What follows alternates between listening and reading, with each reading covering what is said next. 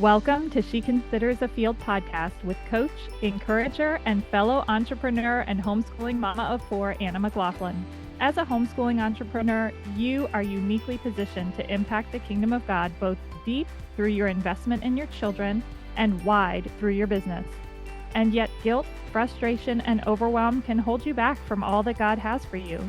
Come with me on a journey to walk in deeper peace, purpose, and joy, because God has given you a legacy to build, and I'm here to help you enjoy the ride.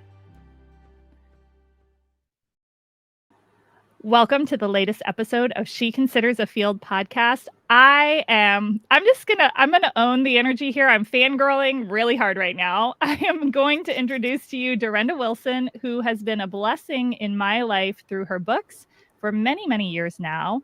Durenda Wilson, welcome. Tell us a little bit about yourself. Well, I am married to Daryl, and I've been married to him for almost 35 years. We have 8 kids, ages 33 down to 19, 5 boys, 3 girls. We have 12 grandkids, 8 boys, 4 girls. And we've been homeschooling for over 30 years. So we have 7 graduated. We have our last one still technically a senior.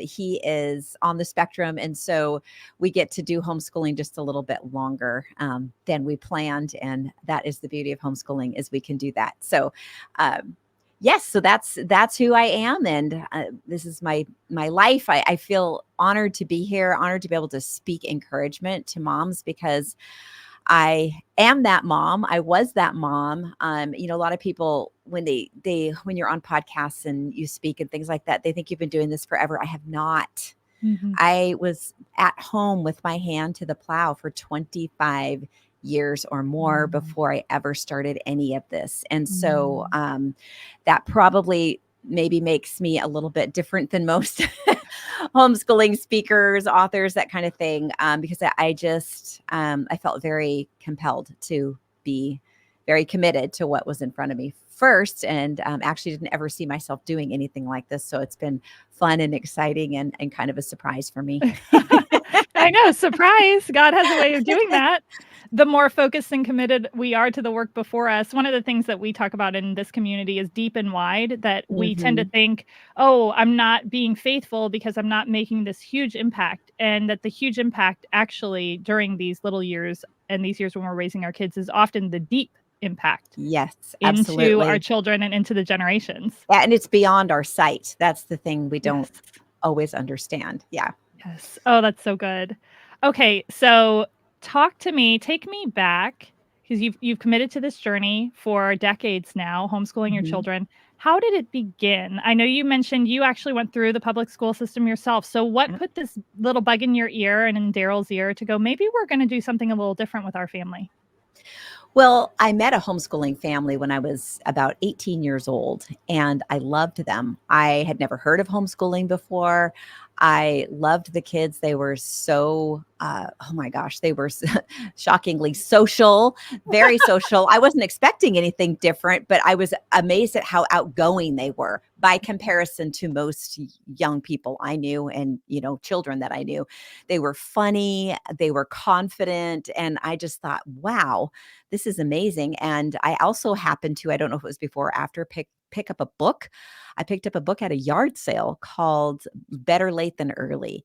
And I had already kind of had a heart for children. I certainly had a heart for the children I didn't even have yet. And as I read through this book, it just resonated with so much of what I really wanted for my future children. And so kind of at that point, I decided I really want to homeschool my kids. And fortunately, when I met my husband and that topic came up, his brother was already homeschooling their 2 children. And so it wasn't an odd out there kind of thought to him. And he thought it was a great idea. And our reasoning was just basically we wanted to spend time with our kids. We're going to have these kids and then we're going to send them away. This doesn't make any sense to me. And we wanted a strong family life. We didn't want the school schedule dictating our family life, which is exactly kind of what ends up happening. Unfortunately, everything revolves around the school year, the school calendar. And I thought, well, where's the freedom in that? Where's the freedom to do what we want to do with our kids? And certainly how am I going to disciple them the way that we felt convicted to Yes. if they're gone all the time? And so Mhm. that was just conviction the Lord laid on us for our family. I want to make it really clear, I do not have a degree in teaching. I didn't spend a day in college, and I don't regret that at all. Mhm. And from what I have gained, what I've gathered and understood over the years, actually quite early on, I realized this, that having a teaching degree often is more of an obstacle than a Mhm. help. Every teacher that I've talked to, former teacher who's now homeschooling, not one of them has said it really actually benefited them. It's actually more of an obstacle than a benefit. So I could go Mm. into teaching my children without a bunch of burdens of what it's supposed to look like, even though we all have that public Yes. school mentality that we battle with, but it's less than if we were trained as a teacher. And so Mm. what these moms told me is that I just found out really quickly that it doesn't work. What I tried to implement in the classroom isn't going to work at home with my kids, Mhm. and they knew it almost immediately. So yeah, we have to think outside the box, and we have to be willing to, you know, do things in a way that actually works for our family. So Mm. that's my background there. So you've got this full family life, and Mhm. what's the span of your kids? Like, you had 8 kids in how many years? 13. 13 years. Okay, Mhm. so during much of your schooling time, you had multiple children, kind of Yes. babies, diapers, all of that. Mhm. So Mhm. you're full you've got this vision for education, and when you said the title "Better Late Than Early," that connoted to me kind of giving them permission to wait for a little bit later developmentally than we might think through the traditional school system. Is that part of your philosophy? Like, what vision did you walk into your homeschool journey? What did you have in mind where you were like, I think this is where we're going. This is what I want to see.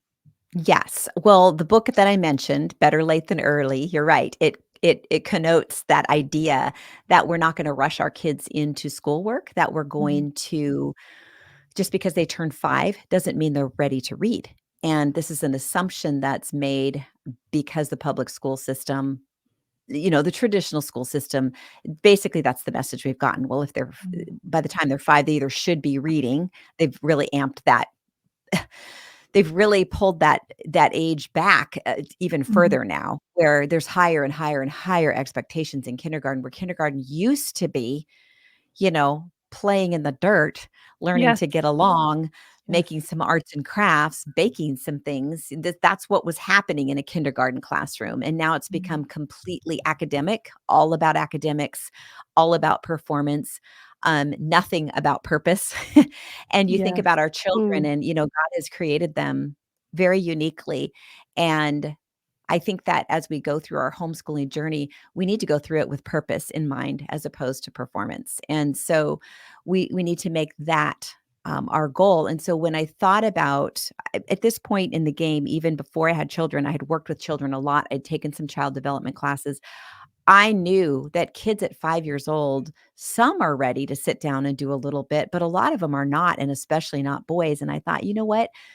Per the book that I read that agreed Yes. with what I felt like God was telling me, I wasn't gonna rush our kids into book work or schoolwork. We would introduce it when I felt like they were ready, and then we would slowly, incrementally add more as they were ready. And the idea behind that is that I really believe that kids are natural learners. So they're not learning just because they're not learning to read.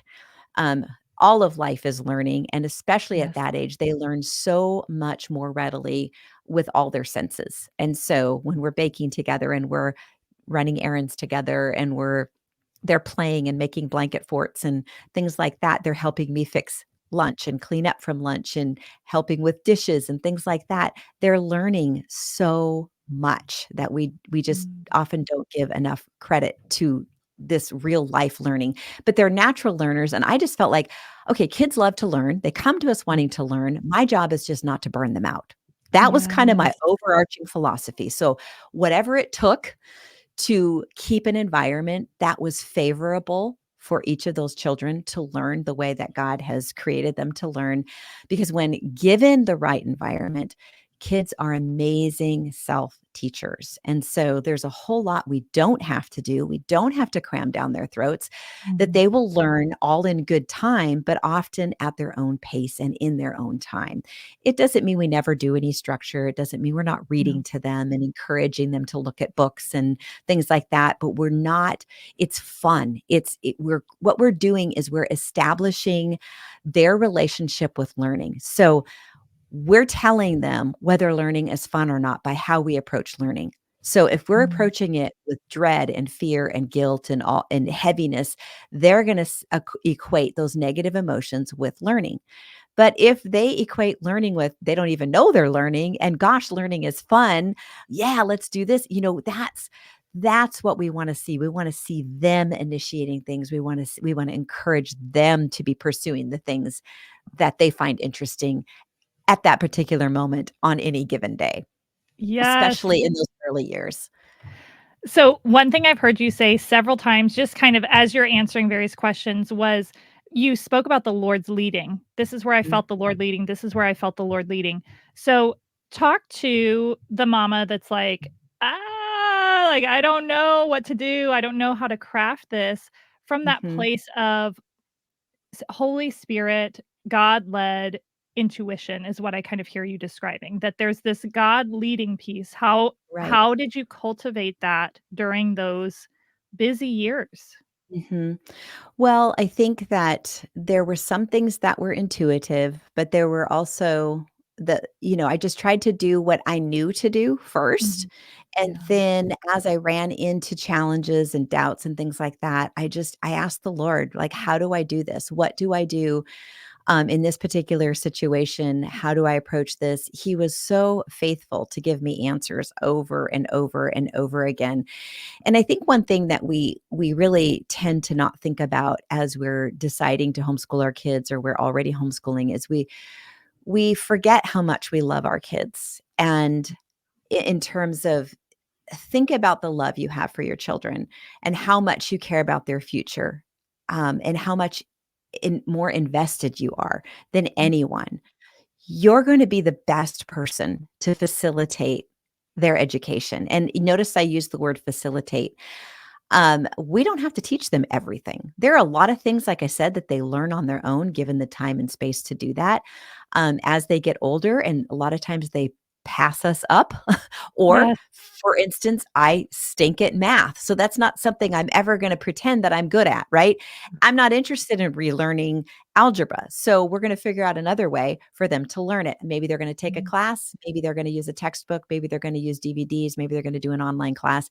I don't know. There's so many options now that we don't have to do every single thing, but I'm going to help decide what I think is the best for them, how I think it's the best, the best approach, also allowing them to participate in the conversation, hopefully, especially as they get older. I think that's really important, to help Yeah. them own what they're doing.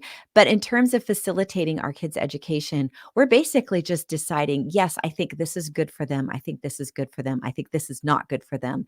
Mhm. And this person wouldn't be a good teacher for them. Yes, they're going to Mhm. take this class, but maybe they're going to, you know, you're going to pick a different teacher or whatever, Yep. at a co-op or whatever, however you want that to work. But what I'm saying is, for another example, when they're younger, I hate doing arts and crafts. I despise glitter. I Same. hate the mess. I hate all of it. I just hate it. And I'm not going to pretend that I love it. And, maybe some mom is really willing to do that. She's saying, you know what, I hate this, but my kids love it. And I feel like it's something I should do with them. Then you should Mhm. do that. I did Yeah. not feel that way. Yeah. Our kids had a co-op once a week. I said, all your art stuff, not all of it. There were a few things at home. I mean, we definitely had an art box, but most of it needed to happen at the co-op. So pick classes. I helped them pick classes that would help them do the things they love to do that I did not like doing or Mm. cleaning up the mess from. So this is what we get to do as the homeschooling moms. And so back to your question about the Lord's leading, we don't have, when he's leading us, we don't have to feel guilty because Yes. we said, oh, you know what, I'm gonna do this instead of me trying to do this. I'm gonna bring in another resource for this. You get to Yes. do that and just you just He's so faithful, moms. He knows us. We always want to do what's best for our kids, and we have to be willing to grow as moms and as homeschooling moms. But there are times that God is not actually requiring something of us. And so we don't have to feel guilty that we're not doing that thing.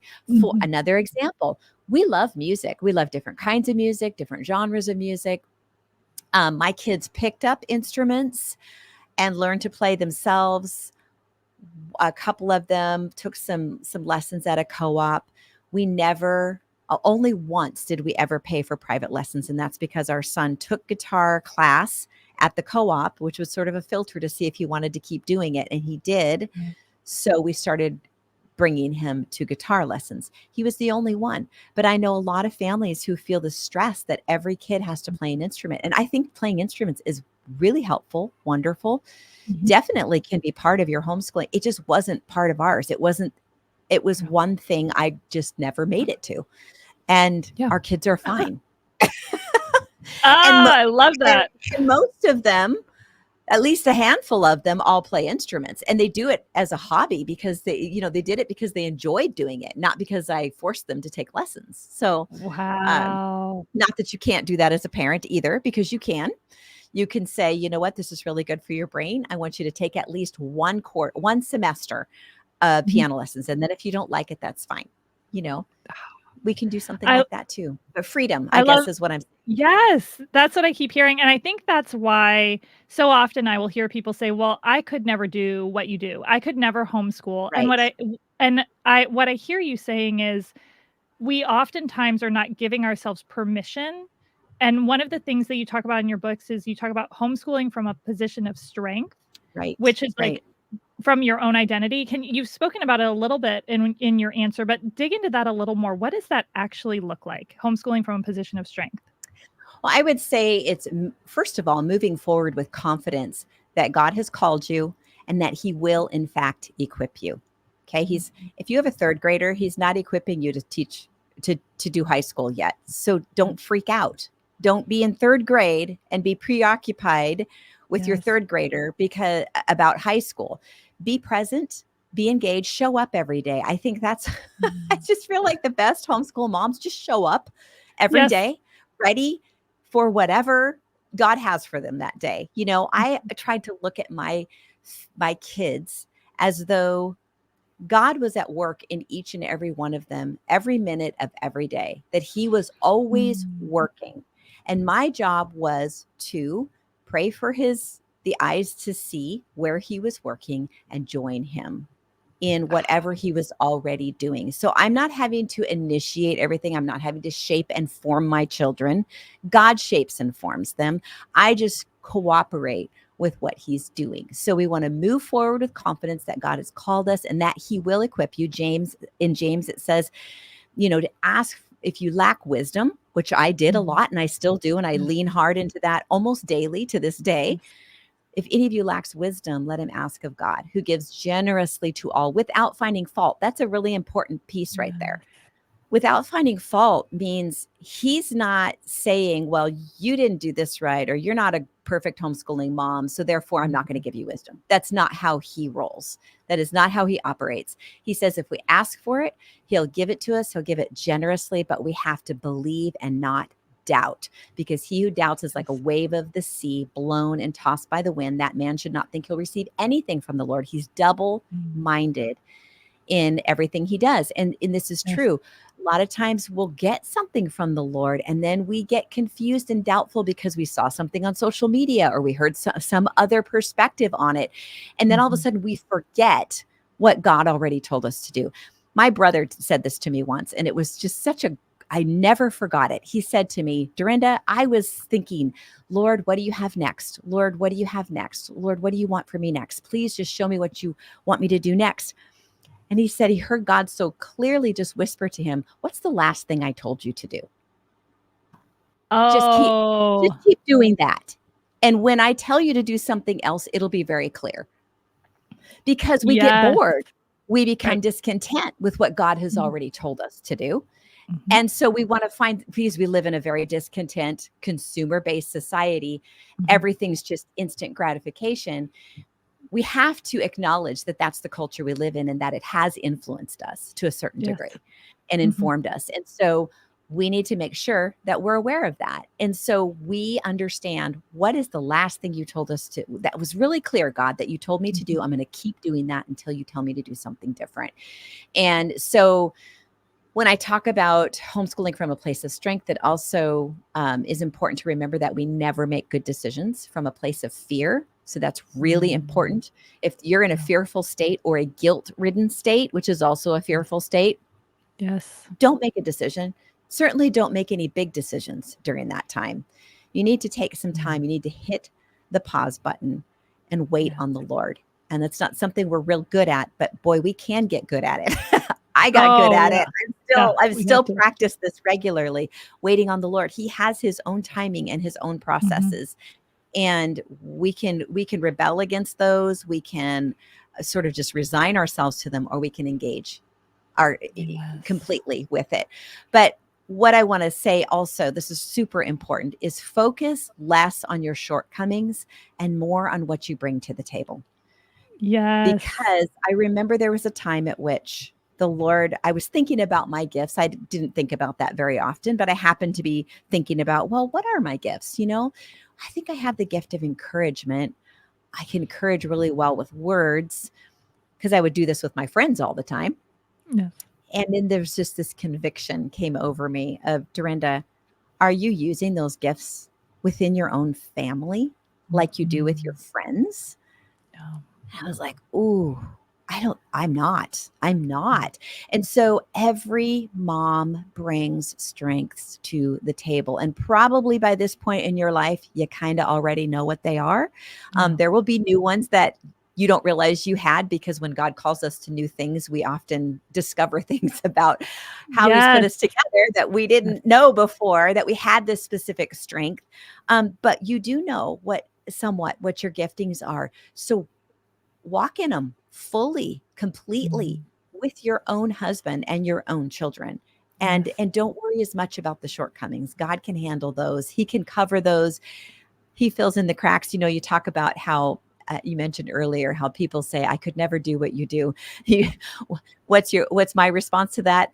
I couldn't do what I did and what I did. I couldn't. I was at a conference a week or so ago, and I just said, listen, you guys, homeschooling 8 kids, raising 8 kids to be decent human beings is not something I could ever do on my own. But what is impossible with man is possible with God. And we have to remember that. And I look back at all the potential shortfalls in my homeschooling, in my kids' education, their experiences, whatever.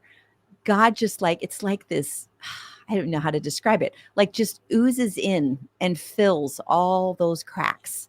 Yes. So that I didn't have to worry about it. I didn't need to stress about it. Are you a homeschooling mama who needs some encouragement?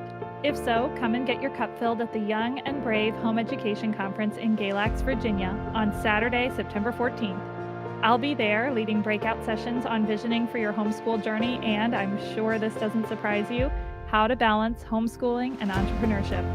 The lovely Durenda Wilson, author and guest on this podcast this month, will be sharing her wisdom gleaned from decades of homeschooling, along with several other wise counselors and equippers for this most important work. Grab the link in the show notes to register today, and when you do, be sure to reach out to me on social media. I want to make sure that we connect in person at this event. See you in Galax.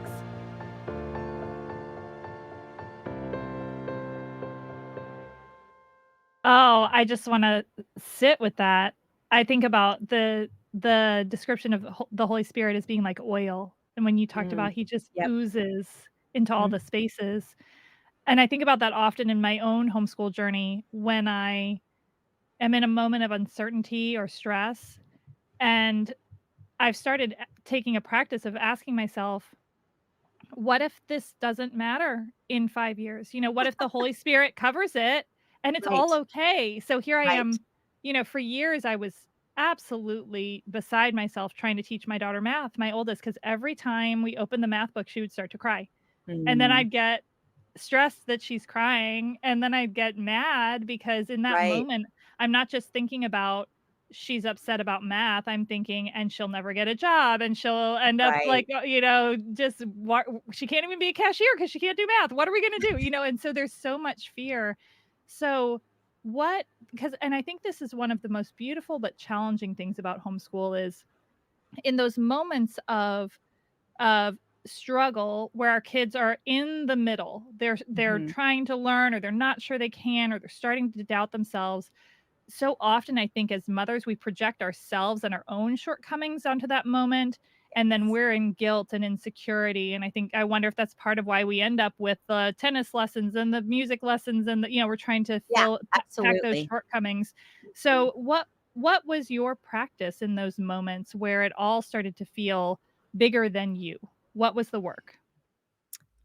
Well, I think that the first question we always have to ask ourselves is we're in that messy middle when things seem like Yes. they're not going well. We need to ask ourselves, is this the exception or the rule? So Mm, one bad day does not equal a failure as a homeschool mhm. mom, right? Or Yeah. even an occasional bad day. Now, if you've got a situation where, like you did, where the child every day you sit down and there's tears, there's something wrong. There's Yes. something wrong with the approach, there's something wrong with how we're trying to teach them. It's not that we've failed, this is information. I think this is Yes. super important. If we can It's so set our good. emotions aside and say, "This is fact gathering," right? She's crying. Yes, we hate it when our kids cry, and we, Yeah. sometimes wanna cry with them. Because emotionally that's how we're wired. We're nurturers and emotions move us more so than a typical man, right? So Mhm. this is a good thing. This is the way God wired us, but then we also have to walk with discernment and understand that our emotions are a terrible GPS. They're a great warning light. They can be great for information, but they're a horrible GPS. So we can't let our emotions or our kids' emotions direct us. Mhm.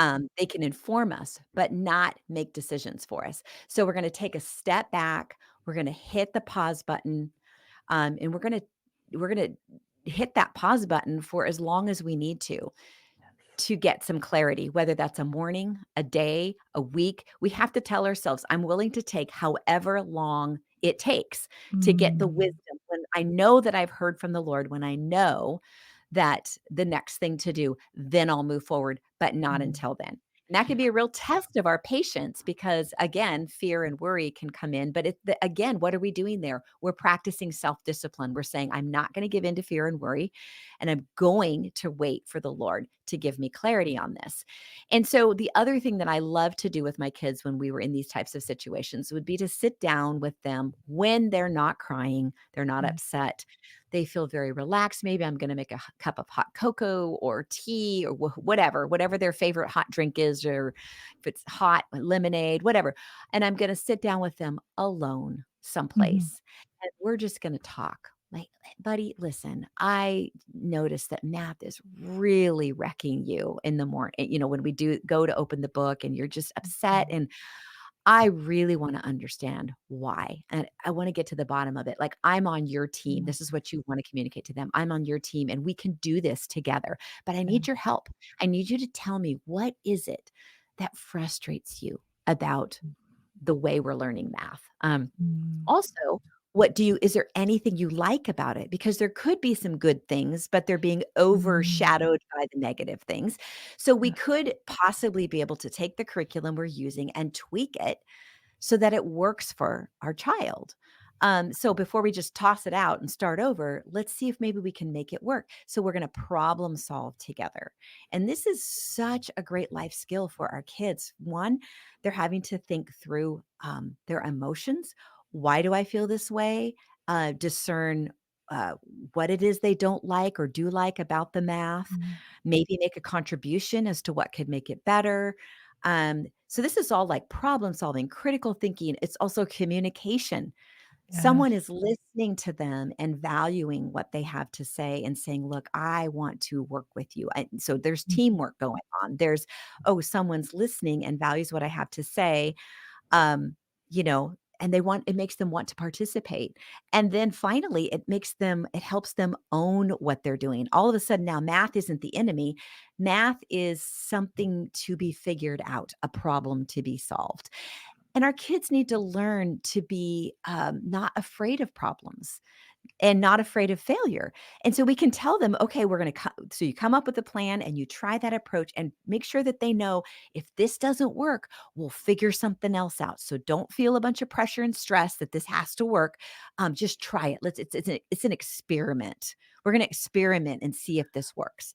But so what we're saying is we're going to get to the bottom of this, and you don't have to Wow. worry.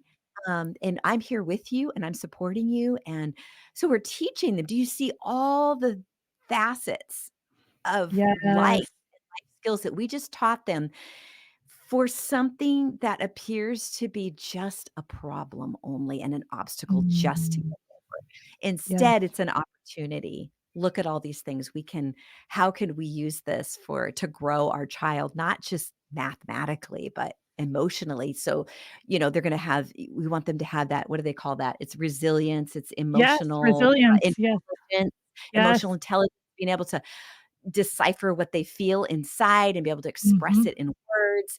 These are life skills that a lot of people are missing because Yes. nobody's taken the time to do that with them. And we get to do that. Yes, it's time consuming. Yes, it takes time. Yes, it means we have to lay down our agenda. That Mhm. can feel like gears grinding for absolute sure, but it is also a way that we lay our life down for our kids. Jesus laid his life down for us, and he says we're to lay our life down for our brothers. And I look at my children as brothers and sisters in the Lord from day one. That's how I Yes. treated them. That's how I saw them. Obviously, I still keep my role and authority as mom, Mhm. but you know, I just think it's important that we don't education has been reduced to just like this robotic mechanical procedure. Yes. And children are not robots. We are dealing with human beings with eternal souls, Mm. and we're investing every single day. We're investing. So you can never get away from that principle of sowing and reaping, right? I remember thinking about this Mm. every day. Durenda, you're sowing seeds. You're sowing seeds. You're sowing seeds. You're sowing seeds. What kind of seeds are you sowing? If you want to reap corn, you cannot plant bean seeds. It's not going to happen. Like, God is real clear. This is like the nature of things. This is how he's created nature. And he said the same thing about sowing and reaping. Like he said, um, basically, don't be deceived. God will not be mocked. A man Mm. reaps what he sows. And so Yes. this is the principle we can't get away from. So every day we're sowing seeds, sowing seeds, sowing seeds. It's a ton of seed sowing while we're raising our kids. But the harvest, oh my goodness, it goes on. So the sowing is basically like while they're home with you, right? But Mhm. their entire life, they spend most of their life as adults, and you spend typically most of your parenting years as a parent of adult children. So what do you want to Yes. see when you're there for so long? Oh, So, wow. yeah, so investing, just knowing that, you are investing. It's a huge investment, and it's a worthwhile one for sure.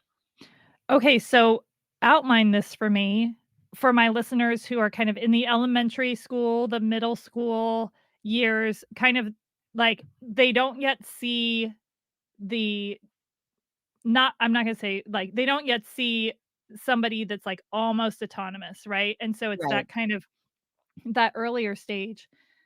What like how practically do they stay mindful of what they're sowing and how do they even know what to sow? I think that gosh, treating our children, like I said, as though they are part of the body of Christ from day one. So, Mhm. what does the New Testament say about how we're supposed to treat each other? Yeah. That's where we want to go. We Yeah. want to treat them like we would want to be treated. Yeah. And again, we have to keep our parenting role. But again, if you were the child, how would you Mhm. want to be treated in that situation? Now, sometimes though that has to be tweaked and adjusted because of personality differences and Mhm. temperance differences. Like I've had kids with different temperaments than mine. Yeah. And my boys especially, I had to power up with them sometimes and I had to be the alpha mom. Um, Yes. because that's actually what they needed, right? Mhm. And at the end of the day, we want to keep a good relationship with them, but not at the cost of truth. So if something is the best for them in the long run, that's what we want to do. So that's how Oh, we want to invest. If it's the better for them in the long run, not just the moment, then that's usually the route to take, I feel like. And I think also remember the other thing I wanted to just really quickly make a note of is, we talked about being messy in the middle, and this is yes. kind of that as well. Yes. Understand that I remember seeing this example years ago and it was so helpful. If you've ever seen a tapestry, right? You've seen the front. Have you Mm. ever turned it over and looked at the back? Yes. It is Yes. a All the messy threads. bunch Mhm. of threads. It looks like, "What is this? This is just a hot mess. I don't even know how this could be beautiful or how this even comes together to look like any completed work," right? Yep.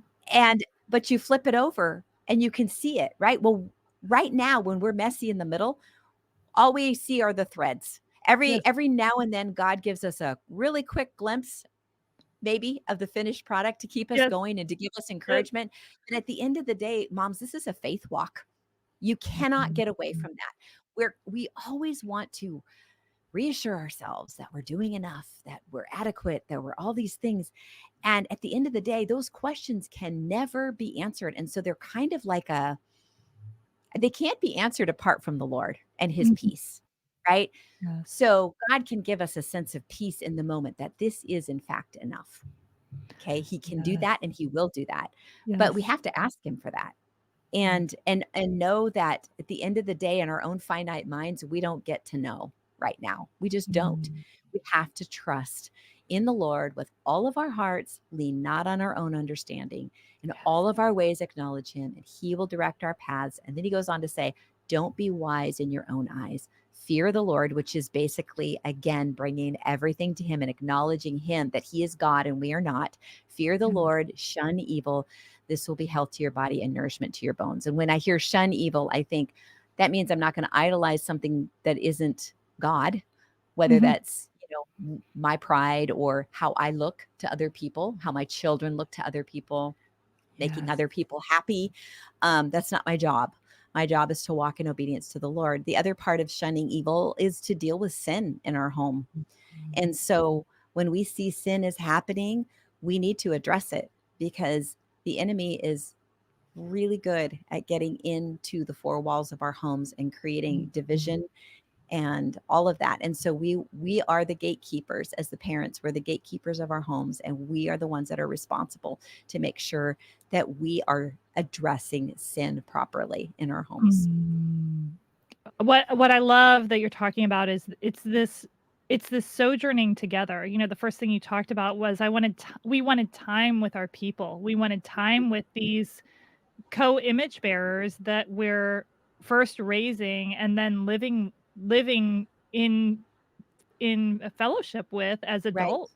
Right. Right. And that, you're talking about really stewarding the hearts of your children, and so much of what you're speaking about in terms of education is I love that word facilitate. I'm going to Mhm. partner with you in kind of becoming like you're kind of you're and really partner with the Lord too of Yes, just I would like, okay, say that. It's yeah, it's yeah, it's it's us and our child and the Lord, and then, of course, our husbands as well. yes, I pulled my husband in quite a bit when I had questions and different things, but and that's another thing that I didn't mention, that we're hitting the pause button, and we can even just say to our kids, like, "Listen, let's just pray about this." yeah, The Lord is here. He's with us. He never leaves us. He never forsakes us. He cares about what's happening right now, and he yes, wants you to be able to do this. yeah. So let's ask him for help. Oh, I love that. Yeah, this is something I'm just starting to see with my children as they're able to articulate more. With my 12-year-old, she can start to give me feedback on things, Right, and right. we were traveling, we had a moment that was a little unsettling to both of us, um, two different moments side by side. And we prayed about the one that had unsettled me, and then she circled back and she was like, "I'm still feeling funny about this other thing that happened." I was like, "Really?" 'Cause Mhm. it really hadn't even crossed my mind, but she's like, "Yeah, we Right. prayed about the first one, but we didn't pray about the second one." And I was like, "Oh my gosh, it worked." That is I didn't awesome. you don't I know love what that. It's so beautiful, It and for is. me, as a first generation believer, I was the only Christian in my family, Mm, as I was growing up. This is all new territory. mhm. And so what I find so helpful in, reading your work and getting around, moms who have been homeschooling for a longer period of time is this this sense of the the principles don't change just Mhm. because you're homeschooling. Like, the Right. tenets of God are universal and that's what you apply in your homeschool journey. What Yes. is love? What is faithfulness? What is goodness? Where bring it all into the homeschool journey, and then the education piece in some ways kind of subordinates to all of that if we get those Absolutely. majors right. Yeah, That okay. it's kind of like I feel like homeschooling is an extension of parenting. Yes. I always tell moms to be mom first, and you'll naturally be the teacher, fill the teacher role when you need to. Yes. But this whole idea of putting on a teacher hat and a mom hat, and that's not how this works. It's way more organic than that.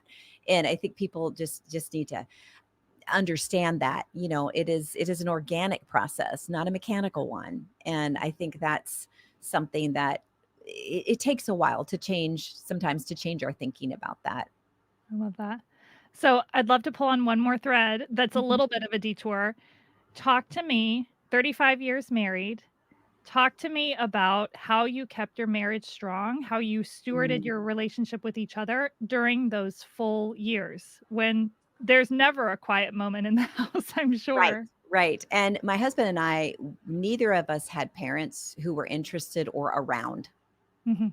to Yep. be involved in our kids' lives, to babysit, to take them. It was my husband and me. Yes. And I hear a lot of moms tell me that that's the case. And I can attest to the fact that that actually made our marriage stronger because Mhm. we had to lean into each other. There Yes. was a need for us to be dependent on each other.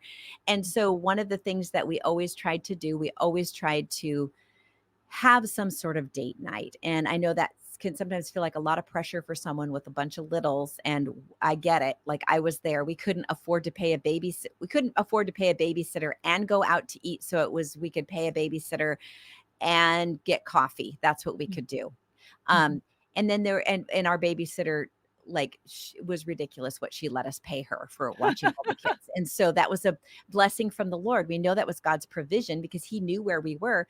Had a Mhm. couple ladies that I knew, kind of tight as two moms, that occasionally would watch the kids for us, maybe for an anniversary or something. Mhm. But a lot of times we just had to make it work. When we couldn't get sitters and that kind of thing, sometimes I would just try to put the kids to bed early, Mhm. maybe like, an hour early, and just I tell them ahead of time, daddy and mommy are going to spend time together. So you can be on your beds, you can have books, but you're going to be here early tonight. Yeah. Or maybe I'd put them in the family room and I'd let them watch something and we would be in the living room, so figuring out ways that you can connect on a regular basis with your spouse, because here's what ends up happening if you don't.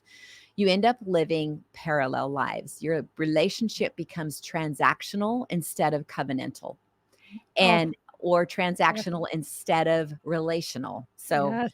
and so we lose the relationship or the covenantal aspect of it, and we're just functioning together. Yeah. Everything's pragmatic, everything's what's practical. And can I just say, it's okay for the kids to wait for you. Yes. It's Yes. okay for them to be bored so you and your husband can have some time together. It's Mhm. okay for that to happen. It is good for the kids to see that you are prioritizing your marriage because that makes them feel secure.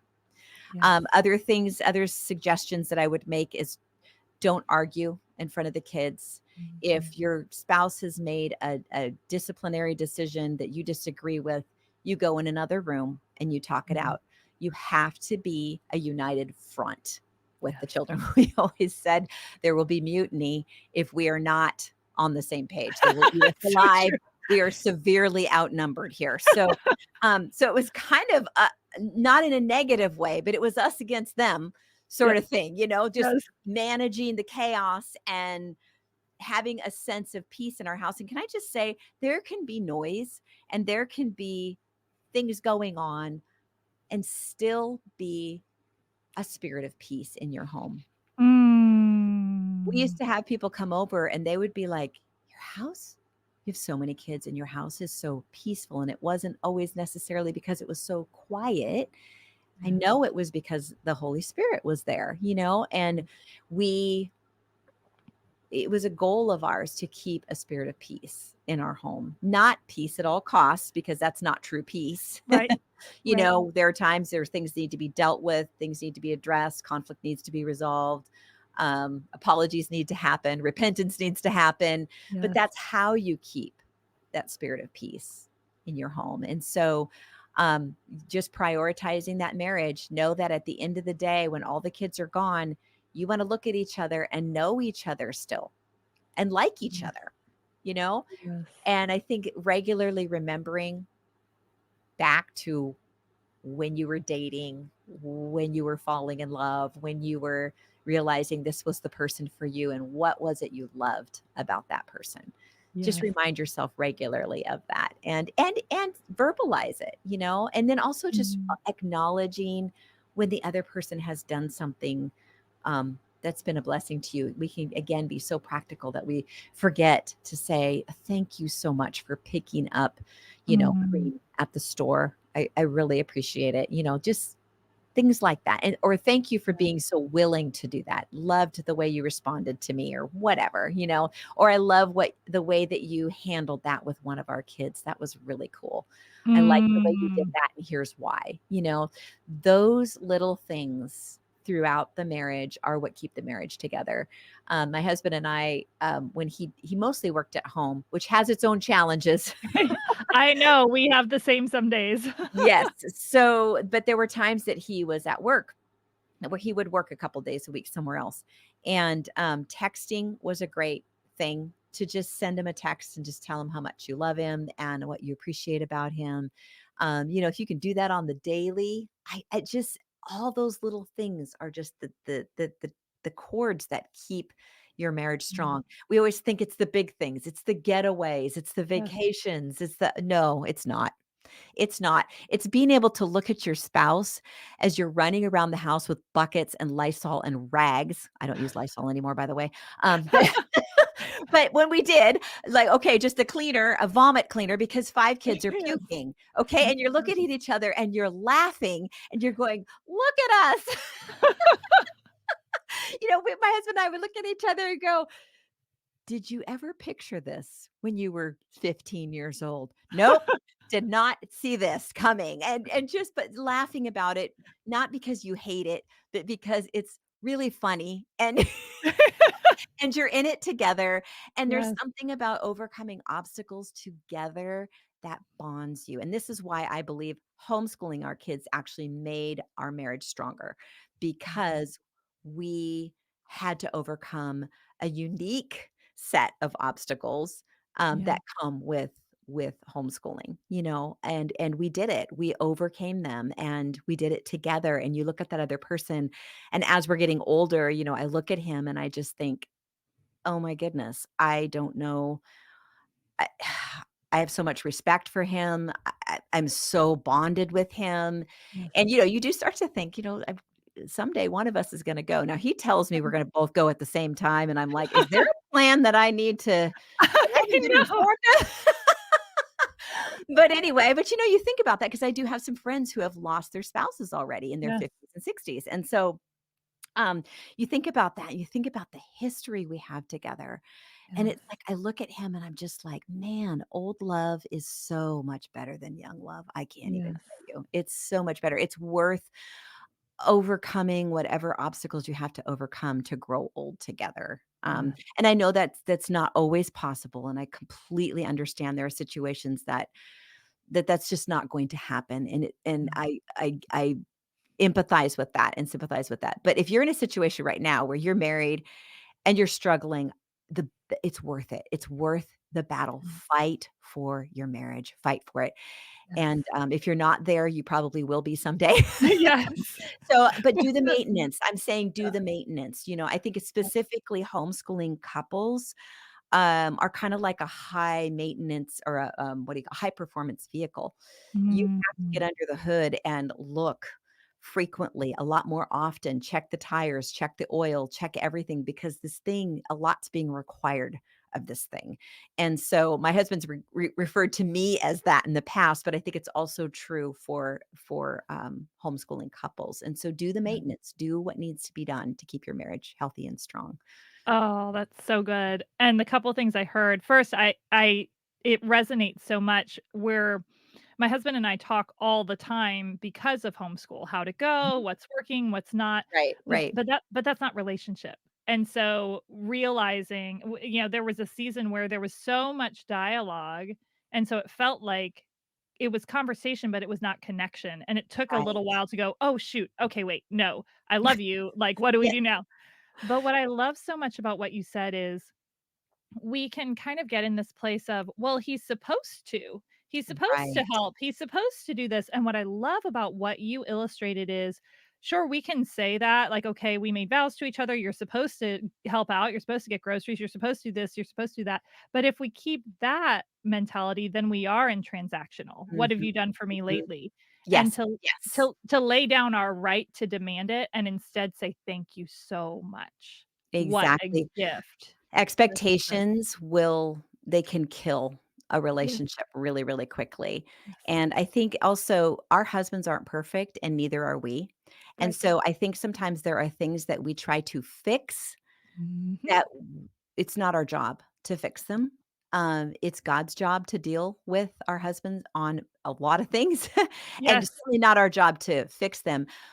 Sometimes we just have to manage uh, the life that gives us sometimes, yes, like maybe your spouse isn't good at one thing, but they're really good at something else. Well, mm, we can manage that. We yes, can figure that out without bitterness and without resentment. So yes, I think a lot of times we try to fix things that we just need to learn to manage. And yes, and so and then just pray for your husband, especially if it's something a little more serious that you feel like mm, really does need to be addressed, and hopefully mhm, you're in a local church where you can get good counsel and that kind of thing. That's always, I think, a super important thing to be part of a local body of believers. yes. Yeah. Oh, that's so good. Oh, I'm so glad we got to touch on marriage. That was just, like, so good. Okay, so let's bring this I wanna ask you so many more things. We're gonna bring this thing home. So, tell me one final word of encouragement that you would Mm. have to offer to that homeschooling mom who's in that messy middle that we've talked about. Well, I think I would go back to what I said before. Remember that you love your kids more than anyone. You care about their future more than anyone. You're more invested in them than anyone.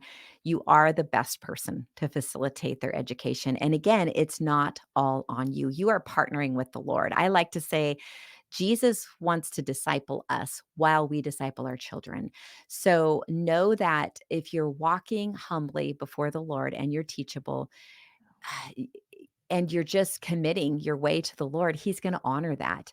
And I think I would also just remind you, as a mom who's, now looking back, that the journey is worth it, that your Yeah. kids are worth it, your marriage is worth it, and the struggles are worth it. And then lastly, I would say God is faithful. There is not one single instance where He has been unfaithful. And so he's faithful to us and my family. He will be faithful to yours as well. Amen. Durenda, thank you so much. So tell me, how can my people find you if they wanna connect? What's out there that you have? Okay. Well, I've got the 4 books, The Unhurried Homeschooler, The 4-Hour School Day, Unhurried Grace for a Mom's Heart, and Raising Boys to Men, and those are all available on Amazon. 2 of the audiobooks are actually on my website, the boy book and the Unhurried Homeschooler. Those are both audiobooks are only available on my website, and that's durendawilson.com. And you can also find me at the Durenda Wilson podcast, where I have over 540 episodes. Fortunately, I have a handy dandy search bar at the top of the list of episodes on the podcast page of my website. So if you're on the podcast page, top of the list of episodes, there's a search bar. Put in a keyword and all the episodes on that topic should come up. And so that makes it Amazing. easier for moms who are new and going, where do I even start? There's so much content there, and there's just it's just a lot of tons and tons and tons and tons of encouragement on all kinds of topics. Oh, amazing. Well, I can't wait to check that out. And I've got all 4 of your books. I'm cracking through the Raising Boys to Men book, and that's a whole other topic that we didn't get to It is. cover this time. It is. So I'll look forward to continuing to connect with you, Durenda, and thank you again so much for being here. Thank you so much for having me. Thank you so much for joining us for this episode of She Considers a Field. If you found value in this episode, I would be so grateful if you would leave a review wherever you listen to your podcasts, and be sure to share with a friend who needs some encouragement on her journey today too. Until next time, remember, you've got this because he's got you.